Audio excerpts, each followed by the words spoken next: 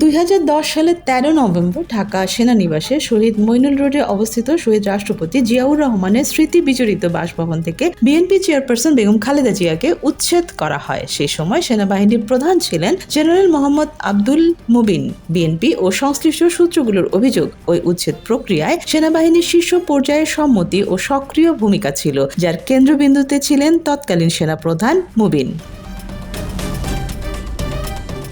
উচ্ছেদের দিন সেনা সদস্যদের অভিযানের ভিডিও ও প্রত্যক্ষ বর্ণনা দেখা যায়। খালেদা জিয়াকে জোরপূর্বক বাড়ি ছাড়তে বলা হয়। পরে সংবাদ সম্মেলনে কান্নাজড়িত কণ্ঠে খালেদা জিয়া অভিযোগ করেন, বিচারাধীন মামলা নিষ্পত্তির আগেই তাকে এক কাপড়ে বাড়ি থেকে বের করে দেয়া হয়েছে। বিএনপি নেতাদের দাবি, খালেদা জিয়াকে সেনানিবাসের বাড়ি থেকে উচ্ছেদের সিদ্ধান্ত রাজনৈতিক হলেও তা বাস্তবায়ন সম্ভব হয়েছে সেনাবাহিনীর সহযোগিতার কারণে। সে সময় সেনাপ্রধান হিসেবে মোহাম্মদ আব্দুল মুবিন সরকারকে আশ্বস্ত করেছিলেন যে এই ঘটনায় সেনাবাহিনীর ভেতরে কোনো প্রতিক্রিয়া তৈরি হবে না। বিএনপির একাধিক দায়িত্বশীল নেতা নাম প্রকাশ না করার শর্তে বলেন, সেনাপ্রধান নিরপেক্ষ থাকলে একজন সাবেক প্রধানমন্ত্রীকে এভাবে সেনানিবাস থেকে উচ্ছেদ করা সম্ভব হতো না।